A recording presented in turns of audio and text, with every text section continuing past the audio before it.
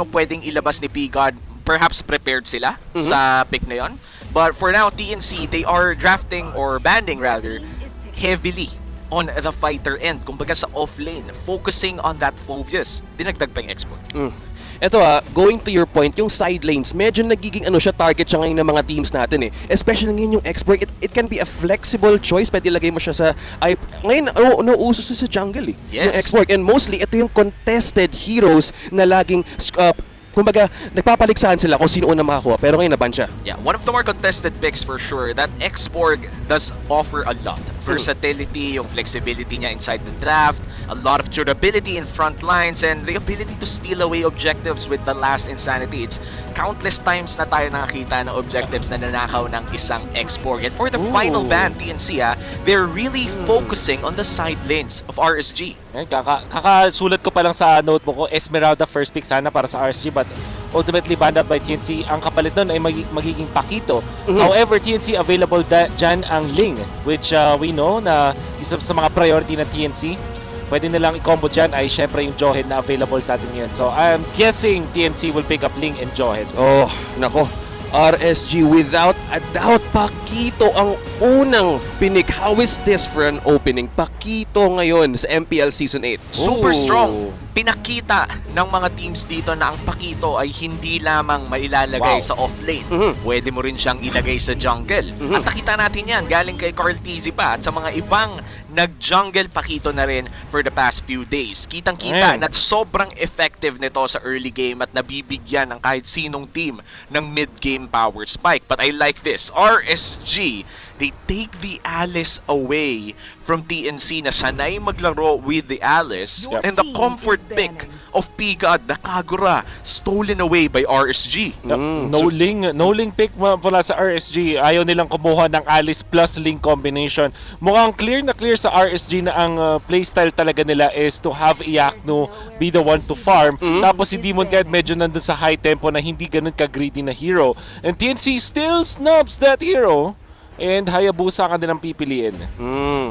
Merong early game aggression na pwede bigay ngayon ng TNC. Beatrix and also Chu. Medyo nagamit din to ni RSG si Beatrix with this kind of pick. No? Madaming pwedeng i-offer si Beatrix. Kaso meron lang din siyang ibang challenge during the early game. Yep, the Beatrix during the early game, hindi gaano kalakas ang damage, but it's enough to clear the waves in the mid lane. That's why we see a lot of Beatrix mid lanes or post 4 Beatrix.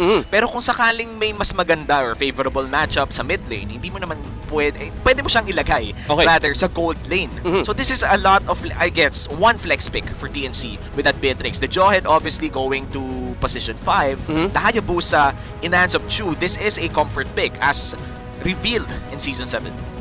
Grabe yung ginagawa ni RSG at ni TNC. They have both comfort picks na pinapangunahan nila kung sino makakuha. But the response of RSG right now, meron silang late game Alice and also Akagura. And for the fourth ban, Lunox, iniiwasan talaga nila kung saan papunta yung TNC in the early game stage. Definitely yung Lunox combo with Johead, napakalakas yan. And also pwede siyang i-lane against the Alice. Alam natin na yung Alice might struggle from that particular pick. Na Martes banned out by TNC. Seems like ayaw nilang magpagulo doon sa mga invade potential ng RSG that we saw nung pag ginagamit nga nila yung Martes. Isa bang surprising dito is that TNC is not thinking about the thumbs ni Nats na nakita natin na yung maganda. Although there's already Pakito, na-mention din to ni Omi, pwede kasing maging jungle yung Pakito. So, this is something na tingin ko ang TNC ay kailangan i-consider dapat. Although, baka nakawin din nila sa fourth pick nila. Tignan natin. I mean, at this point, gusto ko yung nabanggit mong point na ang Alice ay nagsastruggle against the Lunox. And I feel like RSG, they really want to play around Iakno, as you said. Ang TNC ngayon, they could go for a Harith. Maganda din ang match ng Harith against the Alice, especially pag nagkaroon na ng access sa Zaman Force. Tingnan natin, TNC though, they do have the priority pick on the second rotation.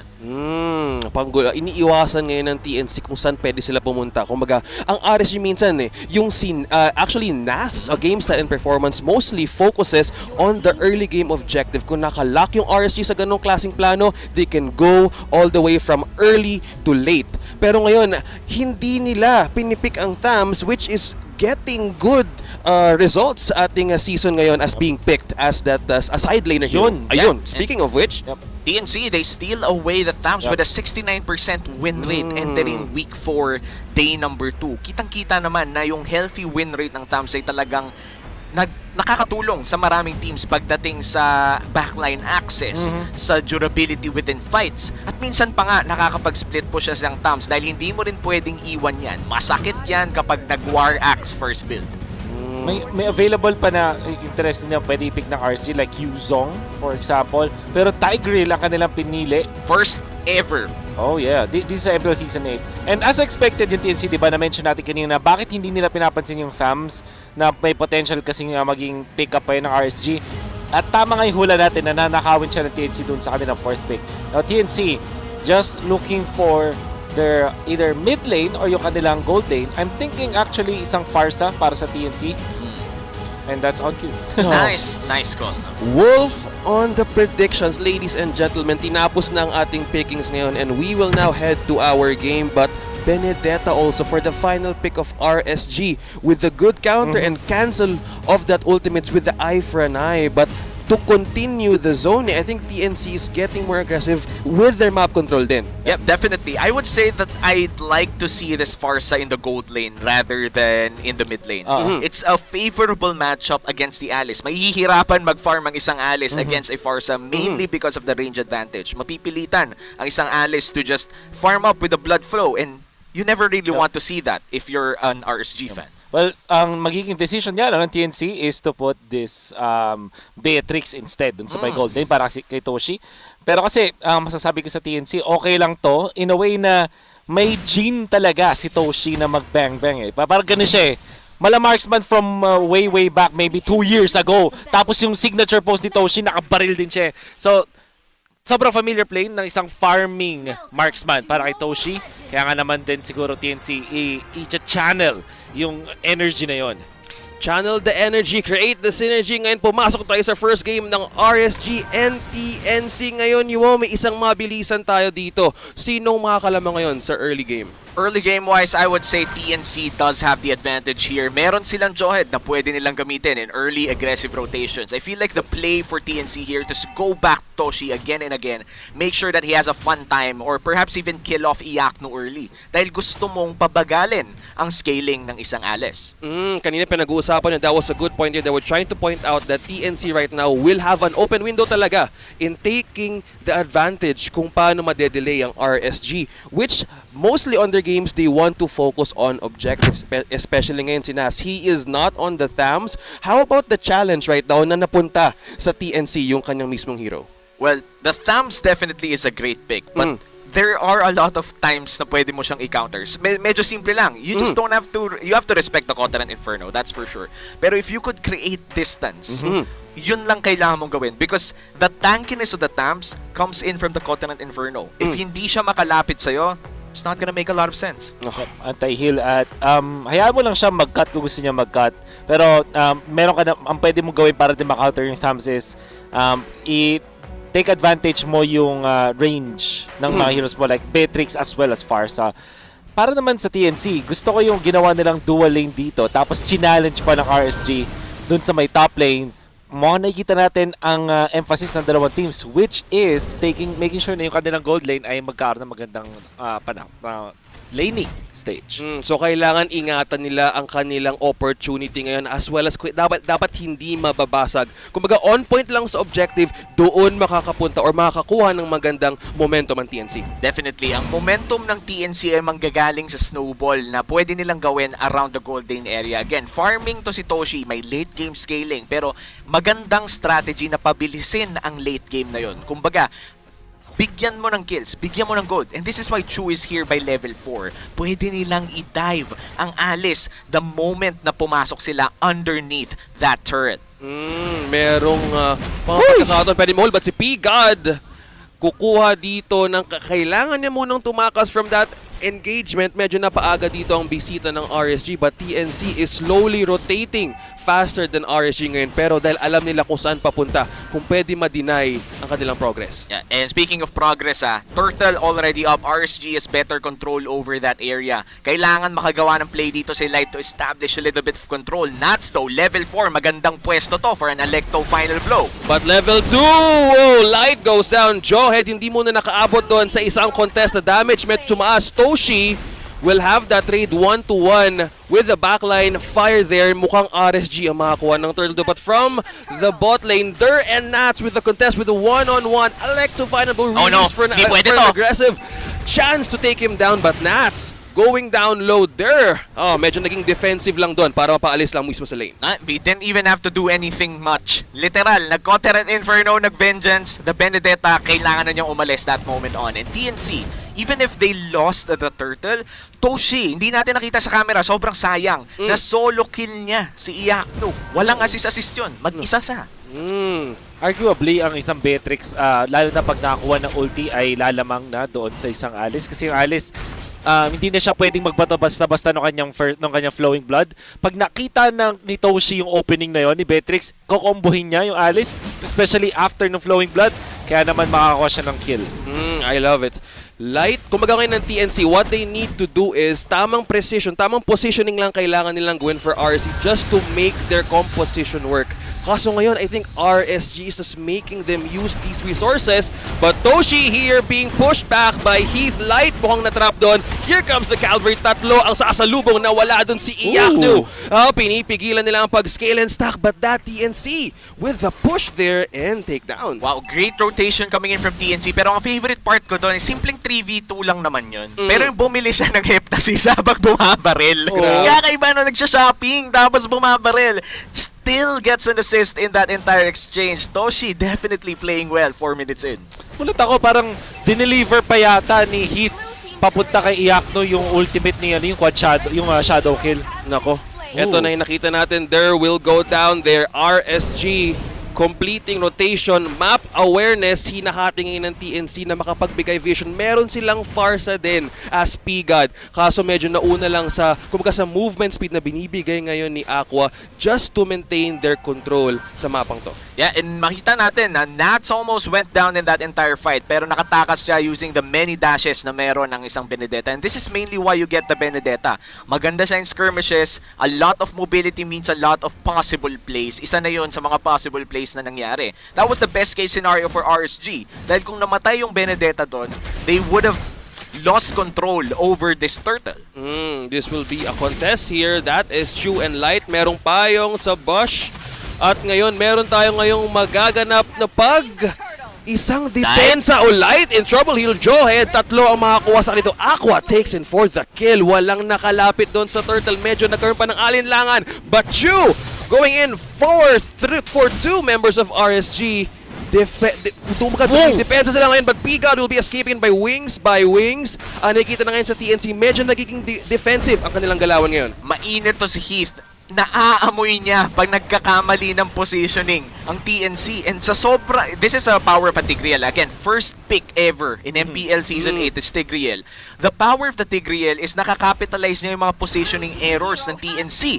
At di na naman kita sa camera, patay na naman ang Alice. Grabe to si Toshi. Ito yung pinag-uusapan natin kanina, kung maka-momentum si Beatrix, kailangan hindi lang talaga siya mamatay para makakuha lang doon ng magandang edge.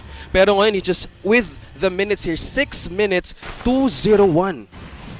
Mas malala. 6 minutes, 0-3-0 na Alice. Sobrang lungkot nito para sa RSG because ito yung late game insurance mo eh. Dito ka umaasa na meron kayong pag-asa by the time na mag-scale up yung Beatrix. But at this point on, the Beatrix already scaled up. Mas mabilis na siya mag-item, may Heptasis na siya, papunta na siya sa pangalawang item niya.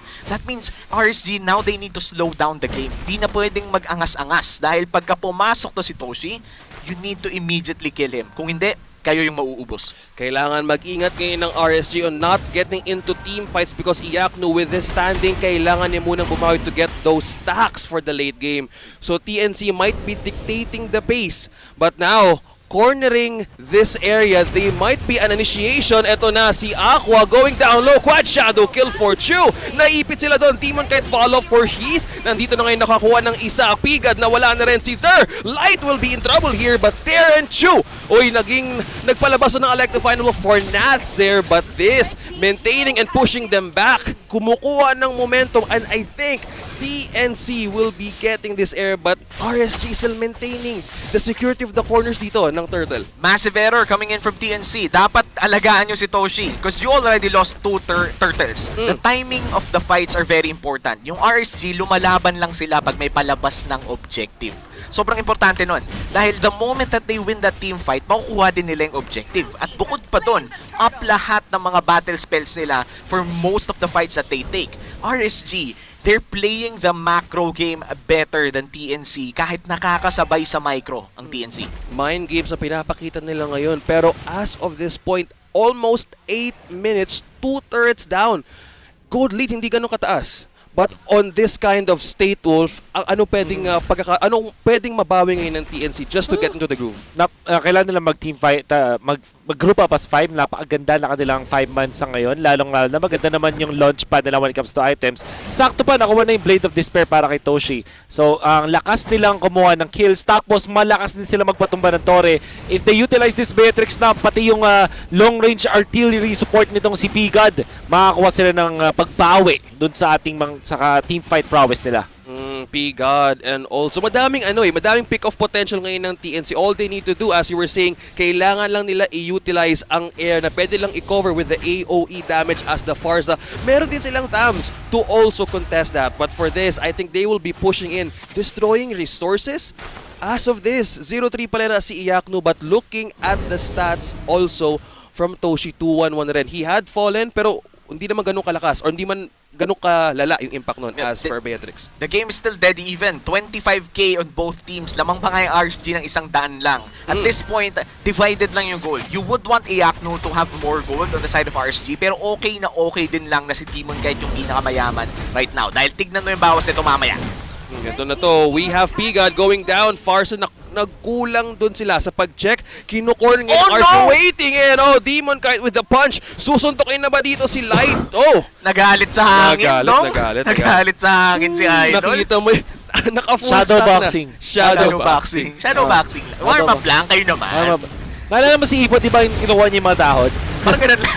Oh, hinila si Heath. Pinalik ulit sa Torre dito, but that is TNC responding for the damage. Heath will be in trouble from that initiation, but that is one more kill for TNC. Medyo nagkakaroon sila ng groove here sa pag-initiate doon. Medyo binabawi din nila yung pag-burn ng resources ng RSG ngayon eh. Yep. Actually, sayang yun. We laughed about it, yung shadow boxing, pero sobrang sayang yun eh. That was a full combo with a knockout punch on the on a champion stance boost. Magandang damage yun. They could have secured control over this one, pero killing spree for the Hayabusa. It continues to happen dito sa TNC at RSG. Pinalik doon mismo sa Torre. Grabe ang TNC. Sinalubong pa ni Nat, sinalubong pa dito ni Iyaknu. Kaso, na-spread out sila dito. Hindi mo na makapag-combo because the position of the third is still up for TNC. Naging maganda ang pag-take nila doon sa mga trades. Iyaknu is now online. Matapos siyang iwanan. 0-3-0, not a good start. Might be a steal though. Panoorin mo yung Hayabusa. Bumalik. Ito na, binabantayan TNC Light. Habang nakahanda sila dito, ang pagkakataon ng TNC will be securing this, but this is for the replay. Yep. Ang ganda ng pasok dito, no? Akala mo panalo na ang TNC, but Iyaknu out of nowhere with good positioning on the blood flow and survivability with the blood. Tingnan niyo yung pwestuhan ng Iyaknu. 200 HP. One ability could have sealed the deal for that Alice, pero napakaganda ng ginawa ni Iyaknu doon from 0-3-0 to 2-3-2. Positive na yung KDA niya kahit hindi pa ganun kaganda. So ngayon ang RSG nakakabawi na sa loss nila during the early game, and the Lord will be sieging in the top lane. So this will be a pressure for TNC to what resources naman ang pwede nilang gamitin, but they're now ready for the positioning here against RSG. Maganda yung wave clear ng TNC. Meron silang Pharsa at Beatrix. Pwede mag-rocket launcher doon si Toshi. Tapos siyempre may Feather Dare Strike. Napakadami ng ways para dumepensa. Kaya naman yung RSC, kung papansin mo yung movement sila, hindi sila super duper grouped up. So, kailangan nila din i-manage yung strength ng kanilang pag-push. They need also to be careful. So baga, what you're trying to say is kailangan maging cautious sila in every decision now since it's getting almost close. Kaso umaabot na rin tayo sa mid to late with an Alice standing niya. How is this going well with the RSG? RSG going well for them. May Lord pa sila, no? Ito na yung cash-in moment nila. I would call it as the cash-in moment dahil nagtiis pogi sila nung early game. Tiis pogi yan, 0-3-0. Si Demon Knight lang may pera. Pag mentes ang mga suntok, pag nag-shadow boxing, kailangan mag-give up ng objectives. Maraming tiniis ang RSG nung early game. And TNC, props to them napakaganda ng ginawa nila ng early game. Pinilit nila yung mga ganun. Pero the problem with TNC is that even if they forced uncomfortable fights and won them, wrong timing. Kasi the fights na napanalo ng RSG, may objectives, may kapalit, may dagdag, may +1. Oh, I like it. Kumbaga, merong, kumbaga, in any resources, they also want to take advantage kung sino ang who's being tempted to go into circle na pwede nilang kunin. And simply put, parang ganito lang. You won a team fight as TNC, tapos wala kayong nakuhang turtle, wala kayong nakuhang turret. Pero parehas lang, 1-1, sabihin natin ganun. Pero yung team fight na napanalo ni RSG, may nakuhang turtle, may nakuhang turret, ibang-iba yun. Team gold yun. Kaya napaka-competitive ng game natin. Parang ang dito yung TNC medyo nagkakahiya. Ewan ko, nagkakahiyaan sila, parang medyo bad mood yata sila sa isa't isa. I'm not saying literally, by the way. Pero at least yung language kasi ng mga players na in-game mismo, naghihiwalay sila, nagdi-disperse sila after winning an objective at winning a team fight, hindi sila nag-objective. Hindi mo pwede mangyari yun. Kasi yung RSG, kahit pa sabihin natin na maganda yung simula ng TNC, the moment na nakakuha sila ng objectives, parang binibigyan din nila ng extra gold si Iakno. At ngayon, parang wala na lang din yung 3 deaths ni Iakno. Parang non-existent na nga talaga dahil complete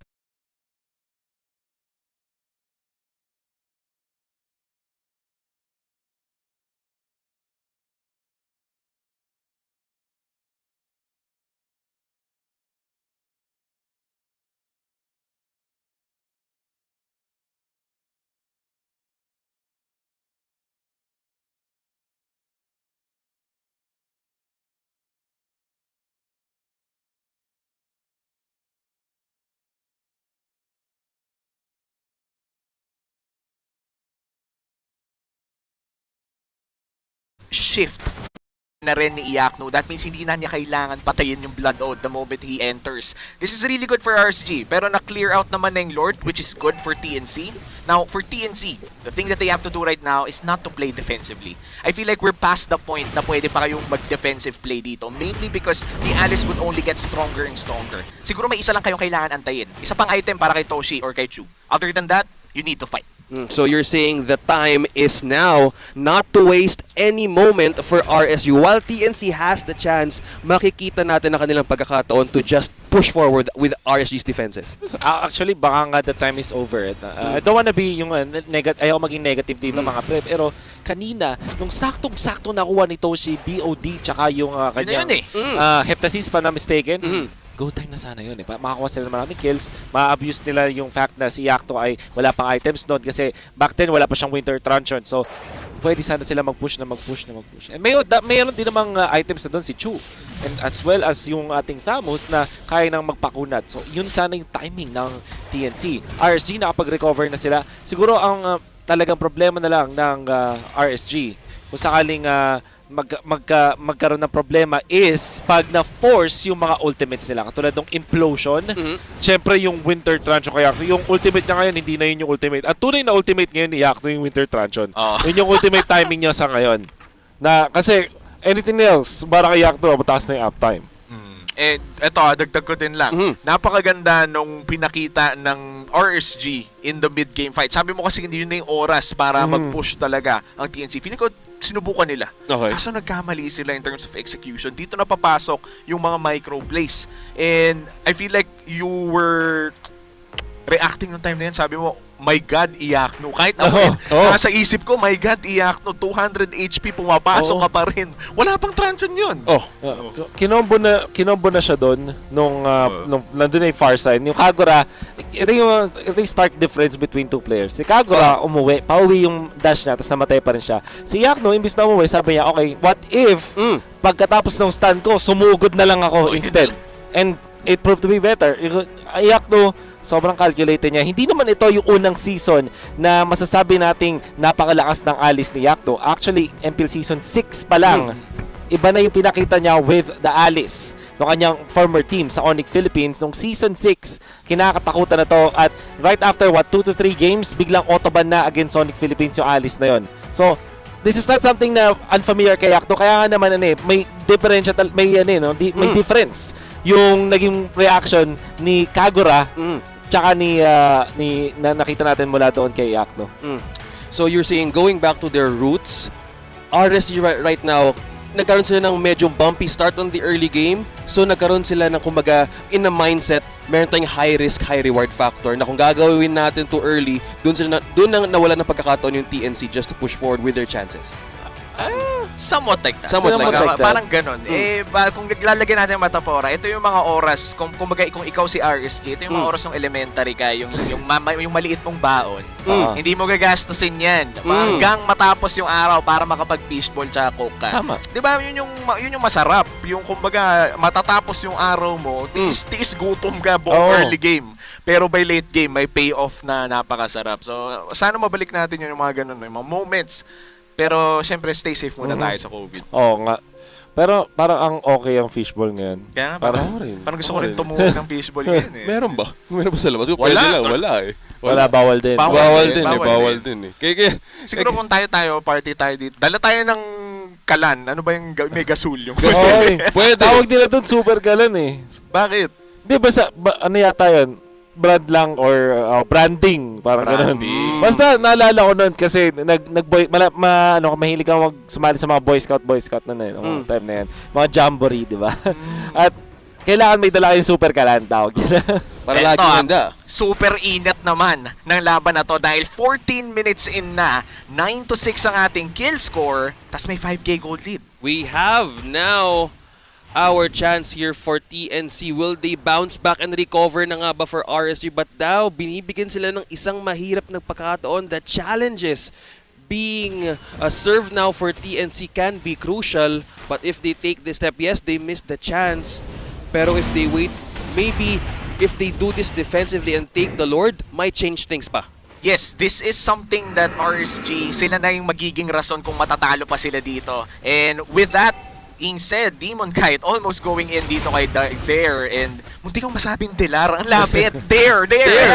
Pareho, pero may D tsaka R pero going back, muntik na yon with the Conceal. The push, that is Heath trying to take this purple, hindi mo na makalapit, but Nats being in the middle of TNC right now, being passively spamming out TNC kung gusto nyong kunin or makakuha ng isa sa amin. They're putting the instinct to decide. No! Light goes down. No initiator. Wala magiging alley-oop ngayon for TNC.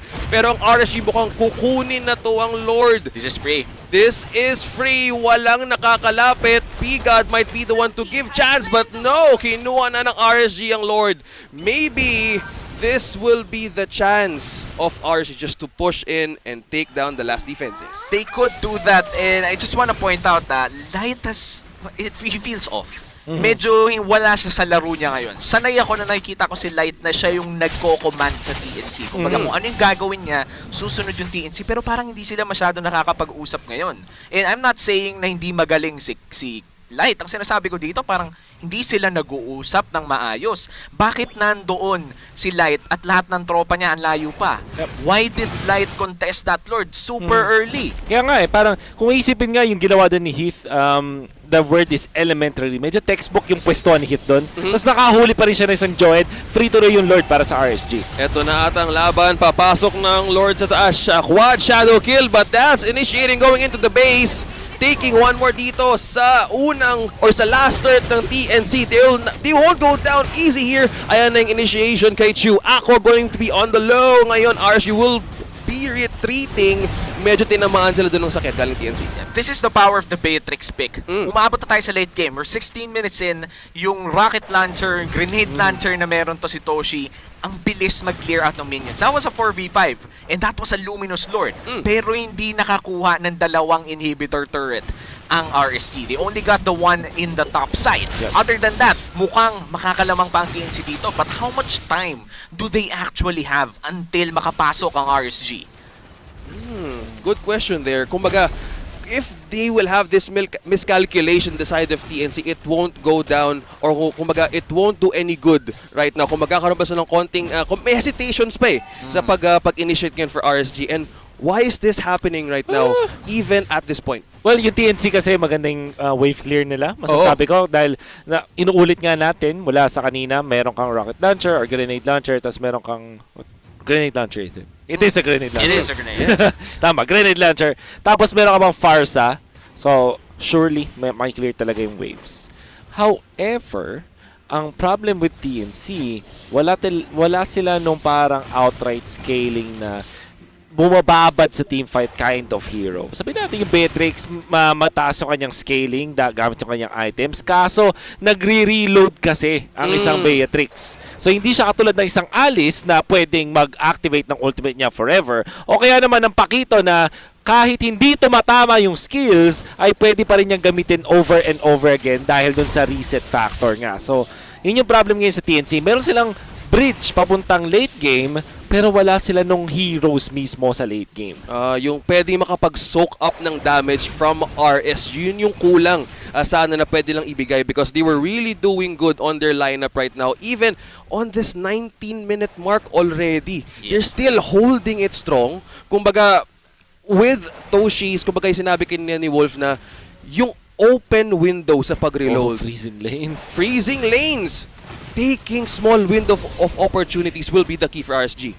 On point ang macro game galing sa RSG. Kanina pa natin pinag-uusapan ng timing ng mga fights ng RSG. Lagi nilang inoorasan ng mga objectives. Ang ganda ng mga pasok nila, calculated ang mga engages. Kahit hindi tumatama pa pinsan ng Pakito, alam pa rin nila ang proper na oras kung kailan dapat sila nag-engage. Ngayon, pansinin nyo yung mga waves. The moment na mag-crash yan sa TNC, open na open ng Lord para kunin ng RSG. And this is how you win games even before fighting.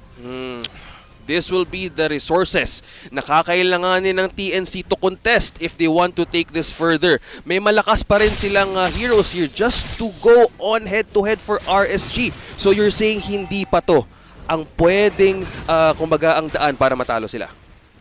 Well, I would say na parang medyo okay pa naman si RSG. Si TNC, they could still go for this engage, especially during the Lord take.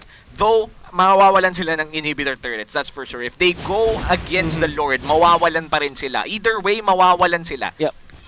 Ang argument naman, ang argument ko dito is, what if i-risk na nila. Instead na playing not to lose, i-play to win mo na, di ba? Laging nga nila sinasabi. Kasi para mangyari dito TNC, okay, fine, makapag-defense sila hanggang mabulag sila, makapag-defense sila. Pero what if mag-risk sila? Katulad ng ginagawa nila ngayon. Mukhang tinapon nun pabalik si Heath para makakuha ng damage ang TNC, trying to deny the defense of RSG. Pinato doon si Heath sa likod. Ayan ng Feather Airside bumagsak. TNC is going in aggressive, releasing Electo final blow kay Nats. Inactivate ang resources. Ayun, nilapag na ang Umbrella, but Iyakno with a killing spree. Tuloy-tuloy na ang laban dito. Toshi pinalik sa base. RSG is focusing in taking down Dur from the back, pero is still sustaining the damage dito. Malakas pa rin ang binibigay about RSG with the punish and damage with the double kill na rin dito for Aqua. TNC losing 3 members sa laban na yon. Might be game here. It is a 2v5. Kung kukontrolin na lang nila yung waves, they don't even have to take the Lord. But I do think that taking the Lord here is the safer option. Yep. Pero pwede nila tapusin to dahil 30 seconds pa si Chu at si Light during this entire push. Grabe, ito na ang RSG. Mukhang kakatok na sa base ng TNC. Lock on turret na, pero nakadepensa pa rin si Farsa, pero hindi na ito magiging enough for TNC to push forward in defense, and RSG will be taking the first game against TNC. Grabe. Isa yun sa mga, yun, sabay pa tayo. Dahil napakaganda talaga ng laro ng RSG that time. I would say that it's not